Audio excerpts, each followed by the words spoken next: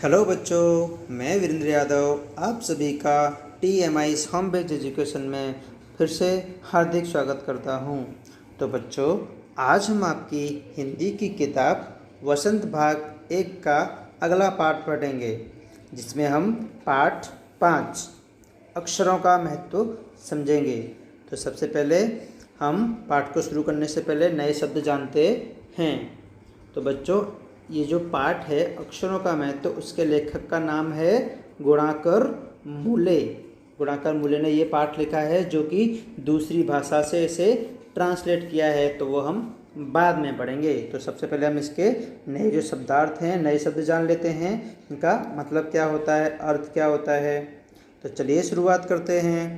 सबसे पहला है तादाद। तादाद का मतलब है संख्या, किसी चीज़ की संख्या होना, बढ़ते रहना, तादाद होना। मतलब बोलते हैं ना, आजकल तो खेतों में क्या है, इन कीड़ों की तादाद बढ़ गई है, संख्या बढ़ गई है। अनादिकाल मतलब जो सदा से चला आ रहा हो, जो बहुत पहले से काफ़ी सालों से चला आ रहा हो, उसे कहते हैं हम अनादिकाल, जो सदा से चला आ रहा हो। प्रागैतिहासिक मानव मतलब इतिहास में वर्णित काल के पूर्व का मानव, मतलब आज से करीब कई सालों पहले का मानव, जब इंसान कहाँ जंगल में रहा करता था और तरह तरह की निशानी, तरह तरह के क्या करा करता था, वर्तुक मतलब आकार बनाया करता था। प्रागैतिहासिक मानव होता है मतलब इतिहास में वर्णित, मतलब बहुत काल, बहुत पहले का इंसान, पूर्व मानव।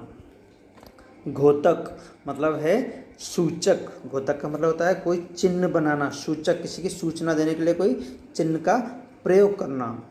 सिलसिला का मतलब होता है क्रम, मतलब सिलसिला चलते रहना, यही क्रम से आगे बढ़ते रहना, चलता रहेगा, क्रम बढ़ता रहेगा। उसके बाद है पीढ़ी। तो पीढ़ी हम लास्ट में पढ़ लेंगे बेटा, लास्ट वाले शब्दार्थ में दिया गया है। कल्पना। कल्पना का मतलब होता है सोचना, मतलब मान लेना, किसी चीज़ की कल्पना करना और उसे मान लेना कि हाँ यही है, सोचना, विचार लेना, मान लेना, कल्पना करना।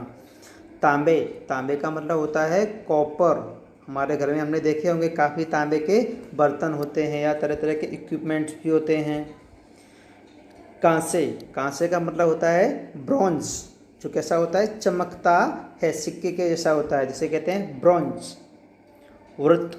वृत्त का मतलब होता है गोल, वर्तुल, मतलब क्या हो, जो गोल हो, चांद के जैसा, सूरज के जैसा क्या हो, गोल, वर्तुल, से कहते हैं वृत्त। चहु। चहु का मतलब है चारों ओर। यहाँ पे गलती से चरो हो गया है, लेकिन इसका मतलब है चारों ओर, चारों दिशाओं में। चहु मतलब होता है चारों ओर। अस्तित्व मतलब होता है किसी का वजूद, होने का भाव, मतलब वो अभी उसके अस्तित्व हैं, उसका वजूद है, वो अभी जिंदा है, उसकी मौजूदगी अभी है, वो उपस्थित है हमारे बीच, तो उसे कहेंगे अस्तित्व। आगे है पीढ़ी। तो पीढ़ी का मतलब होता है किसी कुल या वंश की परंपरा में क्रम से आगे बढ़ने वाली संतान की प्रत्येक कड़ी। जैसे कि हम कहते हैं ना कभी कभी कि उनकी पीढ़ियों से लोग सरपंच बनते आ रहे हैं, उनकी पीढ़ी से लोग क्या हैं, मंत्री बनते आ रहे हैं। तो जो पीढ़ी मतलब दादा परदादा के ज़माने से वो उसी अनुसार आगे बढ़ते जा रहे हैं। जैसे कि किसी के दादा पहले सरपंच थे, फिर उनके लड़के सरपंच हुए, फिर उनके लड़के भी सरपंच हुए, तो वो पीढ़ी दर पीढ़ी क्या होते रहना, उसी दिशा में जाते रहना, आगे बढ़ते रहना, तो उसे कहते हैं हम पीढ़ी।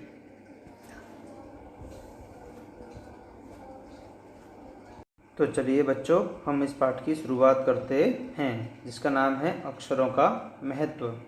तो सबसे पहले हम इस पाठ को थोड़ा समझ लेते हैं। इस पाठ में हमको अक्षरों के बारे में बताया गया है कि अक्षरों की खोज करीब कब हुई थी, कितनी सालों पहले हुई थी, उससे पहले पृथ्वी पर किस तरीके से जानवर और वनस्पतियाँ थीं। और इसमें बताया गया है कि यदि अक्षर ना होते तो हमारा जीवन एक कोरा कागज़ की तरह होता।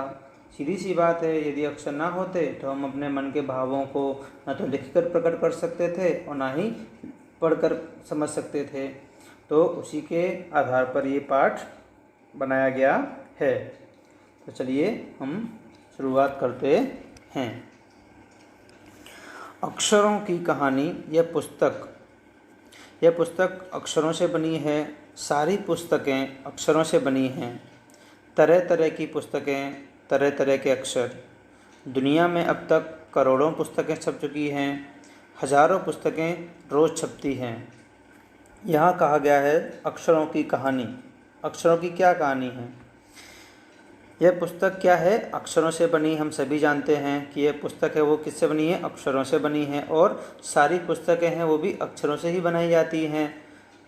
तरह तरह की पुस्तकें और तरह तरह के अक्षर, जैसे कि हिंदी के अक्षर अलग होते हैं, इंग्लिश के अलग होते हैं, गुजराती के अलग होते हैं, और पंजाबी के अलग होते हैं, और मराठी के अलग होते हैं। तो तरह तरह के अक्षर और तरह तरह की पुस्तकें। आगे कहा जा रहा है कि दुनिया में अब तक करोड़ों, मतलब करोड़ों पुस्तकें छप चुकी हैं, जिसमें क्या है, हजारों पुस्तकें तो अभी भी रोज़ छपती हैं। और क्या होता है, तरह तरह के अक्षरों में हजारों की तादाद में रोज़ ही समाचार पत्र भी छपते हैं। और हम जानते हैं कि रोज़ ही क्या होता है, तरह तरह के अक्षरों के साथ तरह तरह के क्या होते हैं, समाचार पत्र भी छापे जाते हैं। जैसे कि हिंदी के समाचार हैं, गुजराती में हैं, और क्या है, इंग्लिश में हैं, और तरह तरह की भाषा में समाचार पत्र छपे जाते हैं। तो वो भी किसके द्वारा छापे जाते हैं? अक्षरों के ही द्वारा छापे जाते हैं। तरह तरह की काफ़ी तादादों में छापे जाते हैं, मतलब कई संख्याओं में छापे जाते हैं। इन सबके मूल में है अक्षर। इन सबके मूल, मतलब इनका जो मूल है, शुरुआत है, वो कहाँ से है? इन अक्षरों से ही है, जड़ में। मतलब इनके मूल में क्या है? अक्षर हैं। बिना अक्षर के कुछ छपा जा सकता नहीं है।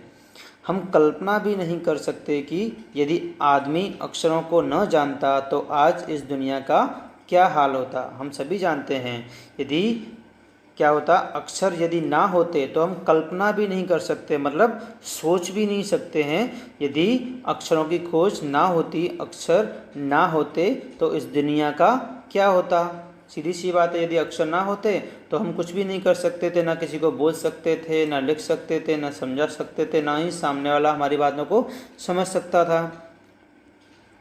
कोई कह सकता है कि हम अक्षरों को अनादिकाल से जानते हैं। अक्षरों का ज्ञान हमें किसी ईश्वर से मिला है। अब यहाँ दिया गया है कि कोई कह सकता है, कोई जान सकता है कि अक्षरों का जो ज्ञान है हमें अनादिकाल, मतलब जो काफ़ी सालों से, सदा से चला आ रहा हो। तो मतलब जो अक्षरों का जो खोज है वो पहले से चली आ रही, अक्षरों की जो अनादिकाल से, सदा से चला ही आ रहा है। तो अक्षरों का ज्ञान क्या है? हमें किसी ईश्वर से मिला है। ऐसा हम मानते हैं कि जो अक्षरों का ज्ञान है वो हमें कहाँ से मिला है? किसी ईश्वर से, ऊपर वाले से मिला हुआ है। पुराने ज़माने के लोग सचमुच ही सोचते थे कि अक्षरों की खोज ईश्वर ने की है, पर आज हम जानते हैं कि अक्षरों की खोज किसी ईश्वर ने नहीं, बल्कि स्वयं आदमी ने की है। अब तो हम यह भी जानते हैं कि किन अक्षरों की खोज किस देश में किस समय हुई। सही कहा है, इसमें कहा गया है कि पुराने ज़माने में लोग यही मानते थे कि जो अक्षरों की खोज है वो किसने की है? ईश्वर ने की है, ऊपर वाले ने की है। लेकिन आज हम सभी लोग जानते हैं, हम सब जानते हैं कि अक्षरों की किसने खोज की है? हम इंसानों ने ही की है, हम मनुष्य ने ही की है, किसी ईश्वर ने या किसी ऊपर वाले ने नहीं की है। तो अब तो हम ये भी जानते हैं कि किस अक्षर की खोज कब हुई थी और किस देश में हुई थी। जैसे कि हम जानते हैं, हमने हमारे हिंदी व्याकरण में पहला चैप्टर पढ़ा था, भाषा और लिपि। तो हमें भाषाएं कहाँ से मिली हैं? लिपियों से मिली हैं। जैसे संस्कृत की लिपि है वो देवनागरी, हिंदी है वो भी देवनागरी है, पंजाबी है वो गुरुमुखी देवनागरी से मिली है। तो हमें पता है कि कौन सी भाषा का कहाँ से उत्पत्ति हुई है। उसी तरीके से हमें आज ये भी मालूम है कि कौन सी भाषा की कौन से देश में से खोज की गई है, किस भाषा को किस देश से लिया गया है, मतलब अक्षरों की खोज किस देश से की गई है, ये सभी हम जानते हैं। और किस समय हुई है। हमारी यह धरती लगभग 5 अरब साल पुरानी है। 2-3 अरब साल तक इस धरती पर किसी प्रकार के जीव जंतु नहीं थे। फिर करोड़ों साल तक केवल जानवरों और वनस्पतियों का ही इस धरती पर राज्य रहा। अब कहा जा रहा है कि हमारी जो धरती है वो लगभग कितना 5 अरब, मतलब 5 अरब साल पुरानी है। और उसके बाद क्या है कि 2-3 अरब साल तक तो इस धरती पर कुछ था ही नहीं, जीव जंतु भी नहीं थे, पेड़ पौधे भी नहीं थे, कुछ भी नहीं थे। उसके बाद क्या हुआ, फिर करोड़ों साल तक क्या हुआ, केवल जानवर और वनस्पति का ही इस धरती पर राज्य रहा। आगे हम चलते हैं। आदमी ने इस धरती पर कोई 5 लाख साल पहले जन्म लिया, धीरे धीरे उसका विकास हुआ। अब यहाँ पे अंदाज़ा लगाया जा रहा है, कहा जा रहा है कि आदमी ने इस धरती पर करीब कितने 5 लाख साल पहले ही जन्म लिया, और उसके बाद क्या हुआ, इस धरती का धीरे धीरे विकास हुआ। ये धरती पर हम लोग विकसित होते गए। कोई 10,000 साल पहले आदमी ने गाँव को बसाना शुरू किया, वह खेती करने लगा, वह पत्थरों के औजारों का इस्तेमाल करता था। फिर उसने तांबे और कांसे के भी औजार बनाए। अब यहाँ कहा जा रहा है कोई 10,000 साल पहले क्या किया, आदमियों ने गांव को बसाना शुरू किया। मतलब पहले वो जंगल में रहा करते थे, फिर जंगल से वो नदी के किनारे आए, और नदी के किनारे उन्होंने क्या किया, गाँव को बसाना शुरू किया, मतलब अपने एक जगह स्थिर रहना शुरू कर दिया। और उसके बाद उन्होंने क्या किया, खेती करना शुरू किया, अनाज पैदा करना शुरू किया, जिससे वो अनाज खाना सीखे। और उसके बाद उन्होंने क्या किया, पत्थरों से, मतलब जो पत्थर होते हैं उनसे औजार, मतलब तरह तरह के हथियार बनाने शुरू किए। जैसे कि यहाँ पर ऊपर फोटो में दिया गया है कि पत्थरों से काफ़ी औजार बनाए गए हैं, आप देख रहे हो, इसमें तरह तरह के औजार बनाए गए हैं। और उसके बाद क्या हुआ कि उसके बाद उन्होंने फिर तांबे और कांसे के भी औजार बनाए। उसके बाद उन्होंने तांबा है जो जिसे कहते हैं कॉपर, उसके और तांबे के भी, कांसे के औजार मतलब हथियार बनाने शुरू किए। प्रागैतिहासिक मानव ने सबसे पहले चित्रों के जरिए अपने भाव व्यक्त किए। अब प्रागैतिहासिक मानव मतलब इतिहास में वर्णित काल के पूर्व का मानव, मतलब पहले के इंसान ने, पहले के जो मानव था, इंसान था, जो इतिहास में वर्णित है, वो उसके पूर्व का मानव जो था, उसने क्या किया, सबसे पहले अपने चित्रों के जरिए अपने भाव व्यक्त किए। मतलब पहले इंसान बोल नहीं पाता था और कह नहीं सकता था, तो उस समय उन्होंने क्या किया, अपनी बातों को बताने के लिए और सामने वाले को समझाने के लिए चित्रों का, मतलब चित्र बनाना और सामने वाले को समझाने का प्रयत्न शुरू किया। उसके बाद जैसे पशुओं, पक्षियों, आदमियों आदि के चित्र, जैसे कि आपने देखा ऊपर क्या है, पशुओं के, पक्षियों के और आदमियों के चित्र बनाए, और उससे अपनी जो कहना चाहते हैं वो सामने वाले को समझाने का प्रयत्न किया। इन चित्र संकेतों से बाद में भाव संकेत अस्तित्व में आए। जैसे एक छोटे वृत्त के चहु किरणों को की घोतक रेखाएं खींचने पर वह सूर्य का चित्र बन जाता था। बाद में यही चित्र ताप या धूप का घोतक बन गया। इस तरह अनेक भाव संकेत अस्तित्व में आए। अब यहाँ कहा जा रहा है कि सबसे पहले क्या किया, मानव ने चित्रों के जरिए अपने भाव बताने, व्यक्त करना शुरू कर दिया। पहले उन्होंने पशुओं, पक्षियों के चित्र बनाए, आदमियों के चित्र बनाए। उसके बाद उन्होंने क्या किया, संकेत मतलब इशारों में लोगों को बताना शुरू किया चित्र के द्वारा। उसी के बाद धीमे धीमे क्या हुआ, उन्होंने एक छोटे से वृत्त मतलब गोलाकार का कुछ बनाया, जो कि क्या है, चारों तरफ क्या है, उसकी किरणें निकली हुई हैं। मतलब उससे उन्होंने क्या दर्शाया कि ये जो घोतक है, ये जो चित्र है, वो किसी चीज़ को बताना चाहता है, जैसे कि सूरज को या चांद की बारे में बताना चाहता है, चित्र के द्वारा बताया गया था। और उसके बाद वही चित्र जो है वो क्या, किसकी निशानी बन जाता था, ताप मतलब धूप की और गर्मी की निशानी बन जाता था। घोतक का मतलब निशानी, सूचक बन जाता था। इस तरह अनेक भाव और संकेत अस्तित्व में आए। इस तरीके से वो धीमे धीमे उन भाव और संकेतों को समझने लगा और अपने इशारों में, चित्रों के द्वारा सामने वालों को बताना सीखा।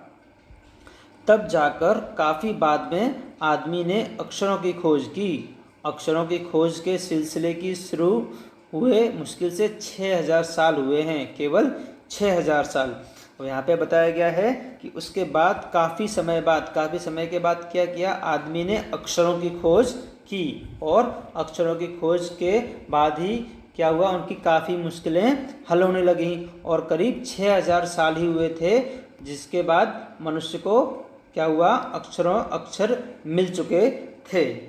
तो बच्चों, पहले पाठ में हमने जाना कि अक्षरों की खोज कब हुई और करोड़ों साल पहले क्या हुआ था इस पृथ्वी पर। यदि पेज नंबर 28 और 29 पर कुछ समझ में ना आया हो तो आप मुझे कमेंट बॉक्स में पूछ सकते हैं।